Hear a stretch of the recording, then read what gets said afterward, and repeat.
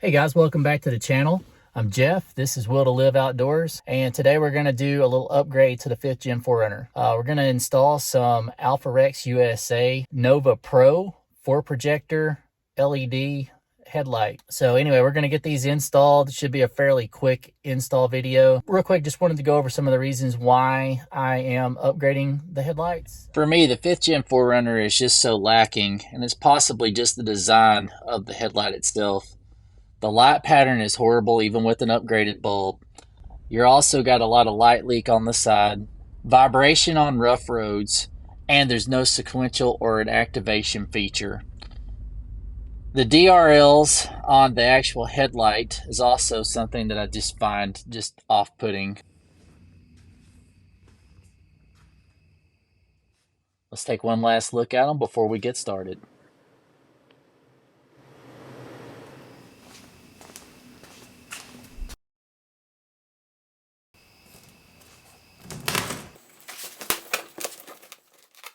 These headlights come well packaged, and there is virtually no chance that you're going to incur any kind of damage in shipping. It will include both headlights and the power module to power your DRLs and your activation sequence. You're going to need a 10mm socket, a flat and a Phillips head screwdriver, and a panel tool. And that's it.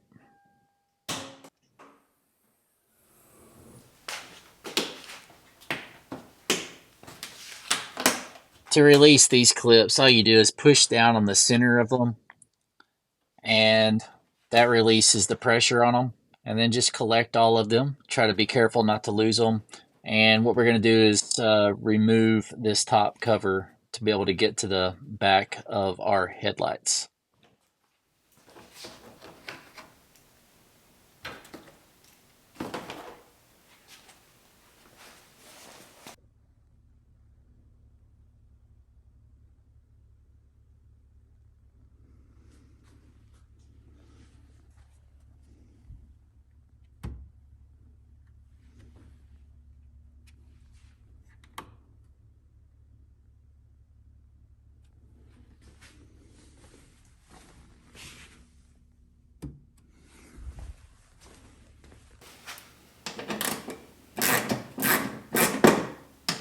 Now, on to the other side.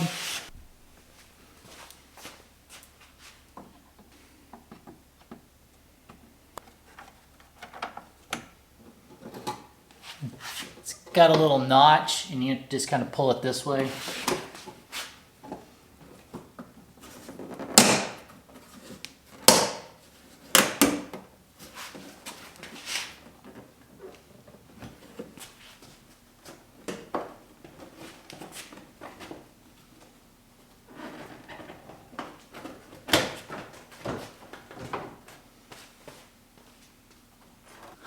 There's 4 more of those little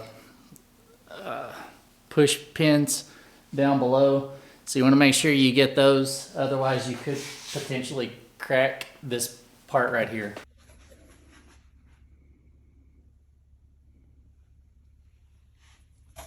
Take those out. What I'm hoping to do here is just to give myself enough relief that I don't have to completely remove the bumper, just because kind of a nightmare to work around the front off-road bumper, the winch bumper. And with these highline cutouts, I think I can kind of manipulate it around enough to be able to do that. But now that I've got it free, we're going to pull it forward as far as I can. Hopefully that'll give me enough relief that I can get to the bolts that are on the bottom of the headlight.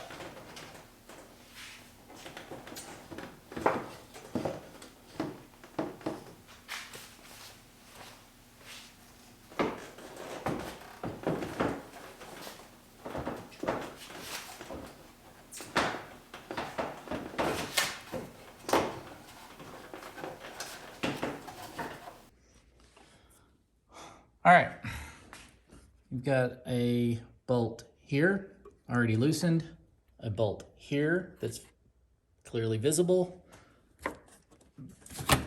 Right along this, just move that out of the way. You've got one right here. From what I can tell, this bolt on this trim piece that actually holds your plastic bumper in place, if you remove that, I believe you've got now, it'll just come right out, I think. There might be one more bolt that I can't see, but I'm just gonna kind of wiggle on it a little bit and see if that gets me there.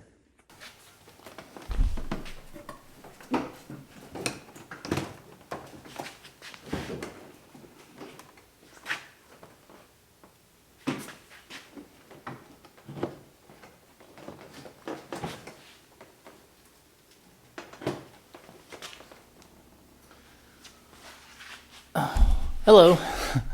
Now would be a great time. Actually, before you got to this point, make sure you unhook everything because, yeah, it's way easier if you do that. So I'm going to go ahead and finish unhooking the LEDs and the HIDs. Oops. There you are. Finish unhooking those things real quick, and then we'll be test fitting this in. And I would also recommend, just because of the low tolerances here, if you're unable to completely remove your bumper, as I am, leave your protective cover on these new ALphaRex, because you don't want to be scuffing them up. And you should be able to tuck it back out of the way, get it in there and whatnot. So anyway, just my 2 cents. All right, now I've already kind of flubbed up here, but it is easier to get to. I'm gonna unhook all of my HID and LED connectors from the factory bulbs, so I don't want to mess up any of the harnesses. Once I'm completely free of everything, I'll pull it all out, and yeah, that'll be the easiest thing to do. All right, so we got that out, and just to give you an idea what the back of mine looked like, had the Putco LED, the HID conversion, which I've drilled into the factory housing to be able to do that. That's marker light and turn signal. I'll have to undo those. But that should give me enough room now to get, it's driving me nuts. That should give me plenty of room now to be able to get in there and drop this new one in. I'm gonna check real quick. I'm not exactly sure how a lot of this wiring needs to be ran. So before I start to put the driver's side in, I'm going to just double check my wiring. Because there could be some things that need to be plugged in. So I just want to make sure of that before we proceed. All right, so we got everything on the passenger side disconnected except what's up in here, but we'll just wait until we get the headlight out. And again, I'm gonna take that off,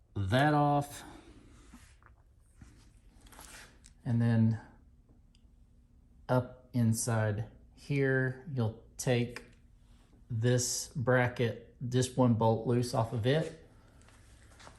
1, 2, 3, 4. Let's see, we got one more hiding somewhere, anywhere, somewhere up underneath all this mess.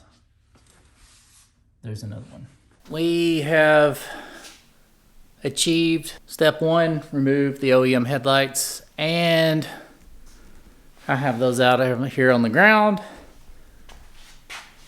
We've got our ALphaRex here about to go in, and I'm gonna take a little break. I might get a beverage or two, I don't know, but anyway, I'll be back here in just a minute and we'll finish this up.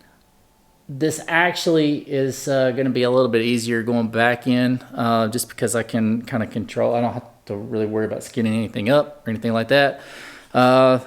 It's completely doable to just kind of leave your bumper in place and just work around it because it is fairly flexible. That being said, the majority of my bumper is already gone, so there's always that. Okay, and before we can actually install the ALphaRex, we're gonna have to take this bracket here off. There's 1, 2, and 3 small screws that will have to be removed, and then take the bracket off and then reinstall this bracket onto the new headlight. The bracket's been replaced. This is actually on the passenger side, I believe. Still waiting on the driver's side. But while I'm gonna just kind of like check this out as I go here.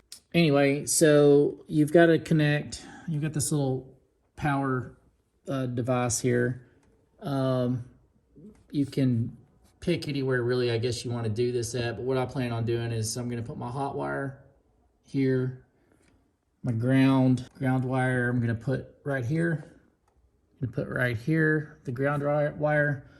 The gray wire went into engine. When I say engine, that 10 amp fuse right here by washer and horn right there. DRL power is this gray wire. Goes through this little thing here. Then I can, basically all that's left is to hook up to the back of each housing and connect power, and then everything will work. The sequential should work, the DRL should work, and then whenever you fire it up, it actually does a nice little sequence, which is gonna be really cool to see. All right, you get it though, right? Power, ground, it's gonna go to here, to there, and we've already got this. So basically the only thing that's actually gonna require any kind of like crimp is these. And then they have the little covers that go over them and some heat shrink. All right, guys, we're in the home stretch here. Power wire installed. Ground installed. And you're gonna be left with your connector for this and your connector for this, which would go on one of these lights. Should be on the driver's side. Should be on the driver's side light. And that'll connect there. So now all we have to do, I'm gonna come back over here. I'm gonna put the passenger side in first. We'll get it in and run our hot wire over to here. And that'll leave me the ability to wire that using the open space back behind the grill, rather than having to try to find a place along the top. It's just my preference. All right, that wasn't really that bad. I don't think I did that without putting any little tiny scuffs or anything in it. Looks good. All right, I don't want to mess anything up as far as like with the sequentials or anything, so I'm tempted just to plug it in and see what one side looks like, but no longer than it'll take me to go ahead and finish up. I'm just gonna go ahead real quick at this point and put this driver side. Let's do it. These don't even actually require a crimper. They're just male to female plugs, and they just connect, so.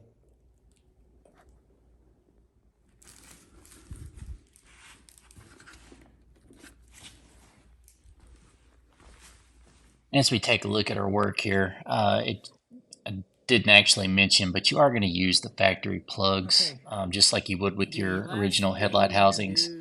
You're running the power wire to power the DRL and the cool startup sequence. All right, I might can fish that wire back out of there. I forgot to hook that up. Shoot. I don't really like the way this one's in here anyway, so if I've got to take it back out, not a big deal, but I think I can get to it. Anyway, what I was saying, I've got to hook the controller back up to the two hot wires, and then that wire right there. And that's got one wire that it hooks to. All right, we're gonna be just moments away from getting this done. Let's see, I think I can see it, maybe. It's just too far. All right, well, no big deal.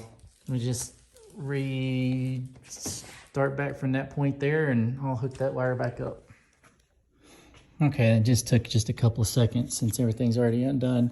But anyway, on this driver's side, you've got that wire connects to the yellow wire that comes out of this little box.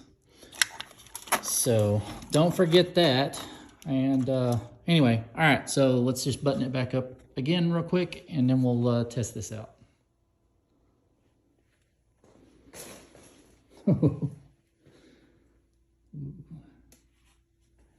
Ooh, those look good. Those look really good. Oh, that's awesome. Puts the high beam toward the center, and then that way you don't get this cup-shaped light leak off to the side. Ooh, I like it. I like it a lot. Check out the activation feature, which we'll do as soon as you start the vehicle. You also have a activation feature when you lock and unlock, which is very cool. And then we'll check out the sequential turns here in just a second. How cool is that? These lights are so cool. All right, now to do a little test drive. There's still going to be some minor adjustments that need to be made, but they are so bright, and the light pattern is so good with these. Thank you so much for watching our video. We just hit 1,000 subscribers, so we would appreciate it if you would subscribe to our channel. Thank you so much. We will see you later.